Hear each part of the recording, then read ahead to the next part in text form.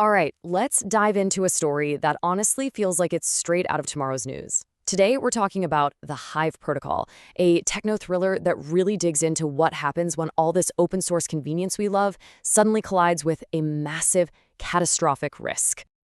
So, picture this, a city sky just buzzing with delivery drones. So many, they almost look like a digital cloud. Now imagine you're the person who wrote the code that runs every single one of them. And you have this dawning horror that you may have just broken the entire world. That's really the heart of the story we're getting into. Okay, so first things first, we've got to understand the world this is all set in. We're talking about a hyper-connected smart city. You know, a place where pretty much everything, from the traffic lights to your garbage can, is online. And the sky itself? It's basically a highway for millions of these tiny autonomous drones. And the engine making this whole thing run is a piece of software called HiveCore. Now, it's open source, which means it's free, anyone can adapt it, and it's used by pretty much everyone, from huge corporations to just kids in their basements. It became the standard, what they call the Linux of the sky. But you know what free and flexible also meant? Mostly unsecured. Think about real-world stuff like the log4j vulnerability, where one tiny piece of widely used code creates a potential backdoor into millions of systems. Yeah, that's the world they're living in. And this really gets to the heart of the problem, right? On one hand, you've got this incredible convenience, your medicine, your lunch, showing up in minutes. Amazing. But on the other hand, the sky is just this chaotic mess of glitchy drones that even some amateur hacker can hijack just for a laugh. The whole system is just teetering on the edge of total chaos. So who is at the center of all this? Meet Rhea Michaels. She's not just some random coder. She was one of the original creators of HiveCore. Now she's this brilliant but totally burned out security expert who gets paid to find flaws in systems just like the one she helped build. And she's carrying around this heavy, cynical belief that her creation, which was meant to be so open and innovative, has actually just made the world a much more fragile place. And you can just feel her frustration. Rhea sees all the weak spots. She even runs demos showing exactly how easy it is to take control of an entire swarm of these things. But the big companies and the city officials who depend on HiveCore, they just brush her off. They write off her totally legitimate concerns as just being alarmist. Now, here's the thing. While the city is basically plugging its ears and ignoring Rhea, someone else is paying very, very close attention to her work. And this is where the real threat starts to take shape, not from some outside attack, but from deep within the system itself.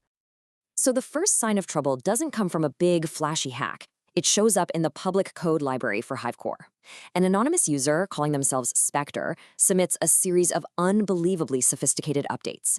And this new code, it pushes the drone's ability for swarm intelligence into a place that makes Rhea really, really nervous. It's like her own thinking, but colder, way more ruthless. And tucked away in one of the code logs, Specter leaves this cryptic little message. So the key thing here is, this isn't just random digital chaos. It's ideological. Specter clearly believes the city is way too complacent and has decided it's time to teach it a lesson it will never, ever forget. And just look at how fast everything goes sideways. Day 1, the code goes public. By day 3, Rhea is already spotting compromised drones secretly gathering. She files urgent warnings, and they're just flagged as false positives. So by day 5, a silent, invisible army is assembling in the sky, and absolutely no one in charge seems to notice or even care. So this is it.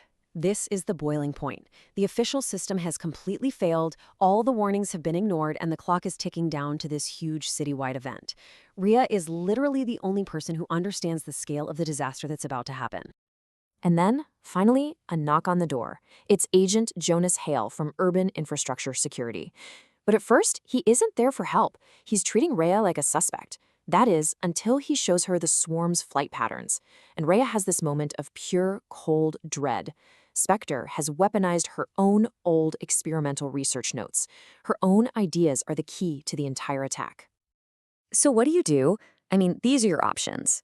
Option 1, shut down every single drone in the city.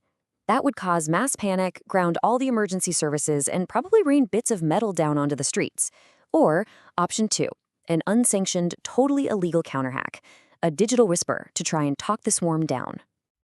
Rhea knows brute force is off the table, so she chooses the whisper. She doesn't have time to fight Specter's code. Instead, she writes this brilliant counterpatch that reinterprets it.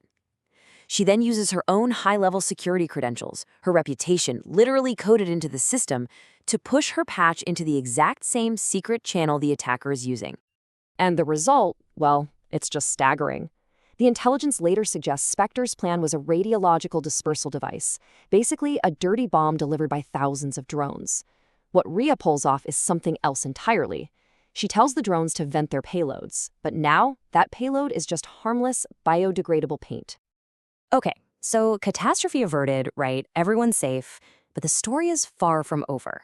In fact, this is where things get really, really complicated. Rhea saved the city, but to do it, she had to break the law.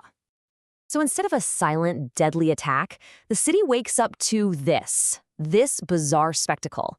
The swarms paint this message in giant letters across skyscrapers and government buildings. The threat is gone, but the humiliation for the officials who ignored all those warnings is now totally public, visible to millions. And the fallout is just a total mess, because everyone sees something different. The public is confused.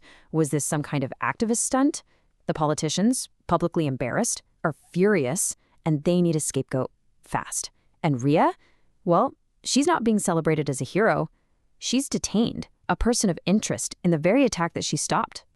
Then they come to her with a deal. A classic Faustian bargain, really. They say, work for us in secret, use your knowledge to help us harden our systems, but you have to sign a gag order and never, ever speak of what really happened. And she refuses. She will not let her open source creation be turned into a weapon behind closed doors. And when they're grilling her, she doesn't back down. She throws it right back in their faces with this chilling warning. She basically tells them that if they make an example out of her, they're sending a crystal clear message to any other expert who might be in her shoes one day: don't get involved, it's not worth it. And that's the question the story leaves us with, just hanging there in the air. In a world that's run by code so complex most of us can't understand it, we have to rely on a small group of experts to see the dangers. But what happens when our first instinct is to blame and imprison those experts instead of actually listening to them? What's the real price of security then?